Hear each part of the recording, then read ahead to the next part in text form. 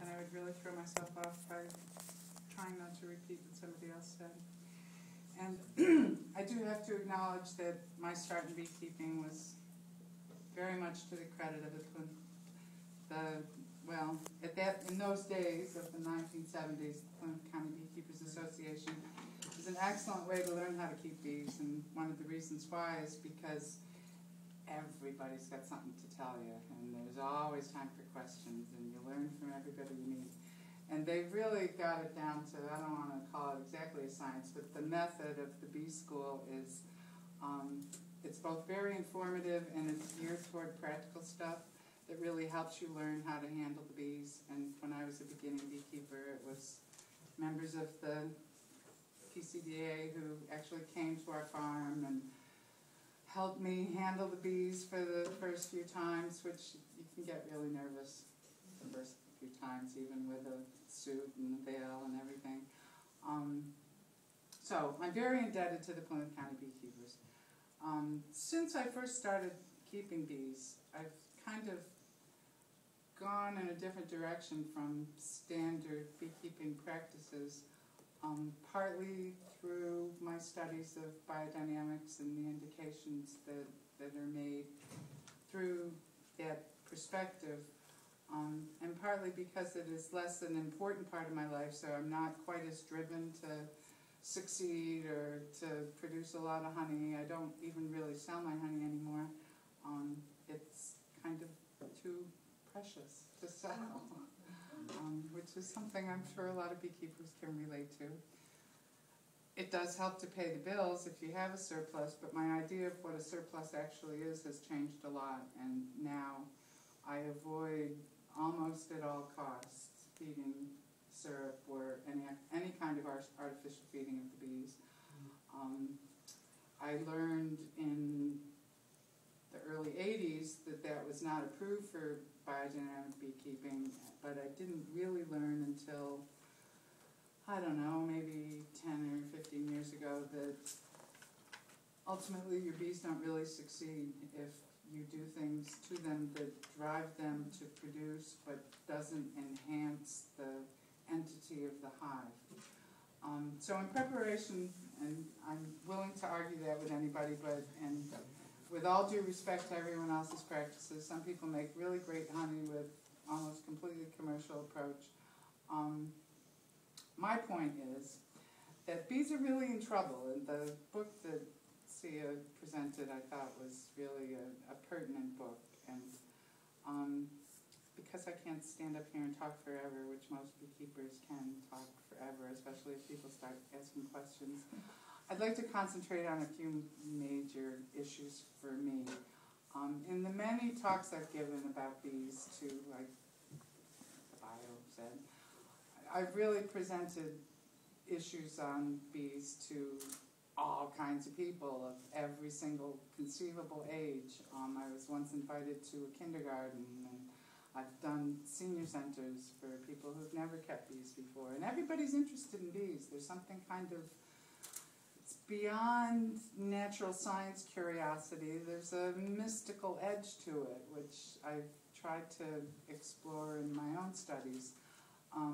But I usually try to include in every presentation, and I will here, the importance of not being afraid of bees, but being prepared to deal with stings. There's some really fundamental information on bee stings that everybody who lives in the real world ought to know.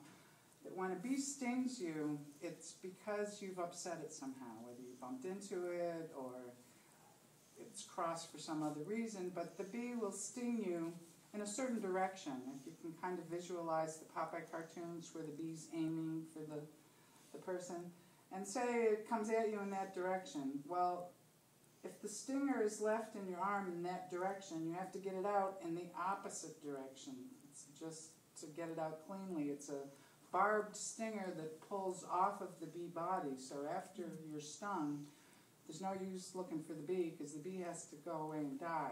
Your first object is to get the stinger out as soon as possible without squeezing the poison sac that's still attached to it, because that will make your reaction to the sting worse. So if you have long fingernails, you can usually scrape it out with that or the edge of a credit card or something like that.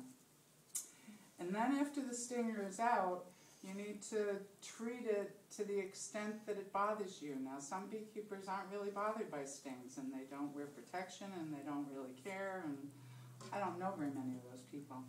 I personally have been in life-threatening situations with bee stings where I was inadequately protected, or they got in a hole in my veil, or you don't want to know about it. But if you already know that you're allergic to bees, I mean, a lot of people say, well, I'm allergic to bees, I can't be anywhere near them. Well, everybody's allergic to bees because they have a venom that can hurt you, or at least raise a reaction. And according to the severity of your reaction, you need to take measures to protect yourself from the worst possible scenario, which is severe anaphylactic shock, which is life-threatening. One of the remedies for bee stings, taught to me by Helen Philbrick, is the juicy onion, which you cut in half and rub on the sting. Sometimes the onion juice will counteract the poison in the bee sting. Bee poison is a form of acid. It's a formic acid that you can counteract with a base like baking soda. So you can use baking soda too. You can use mud if there's nothing else. Other remedies that are good are things that improve your shock response, which could include vitamin C, over-the-counter Sudafed medicine. People that have had reactions in the past should probably always have an EpiPen with them, because that's the only sure way to avoid shock. Anyway, I don't want to go into it at length, but it's an important topic. If you're interested in bees and plan to be around them at all, be prepared to be stung, because it just happens sometimes. But on the other hand, if you approach bees, and I don't know whether to call it a holistic way, if you approach bees in a certain way, you can avoid being stung. And this was something that I learned very early from the old-timers that were my mentors. And the point being that whatever you have to do in the beehive is not as important as doing it at the right time. So you never go into a hive on a cloudy day. You never go into a hive when the barometer's dropping and you know that there's bad weather coming in. You never go into a hive after 3:30 or 4 in the afternoon unless you're just lifting up the cover to check something. You don't ever want to break down a hive unless the bees are flying and pursuing their own occupations and don't really have time to be bothered with you. On a rainy day, the bees are all inside, so that would be like the absolute worst time to open the hive. Sometimes you have to handle bees on a rainy day if you're installing a new package into a hive. That's a little bit different because those bees are already stressed and will respond to being let out of the cage so positively that if you're protected, they won't really come after you. On the other hand, there's certain things that are always said to be provocative to bees, and that includes hydrocarbon emissions, beer, cigar smoke, the color red. There's a bunch of them, but there are things that supposedly induce bees to be more aggressive towards you.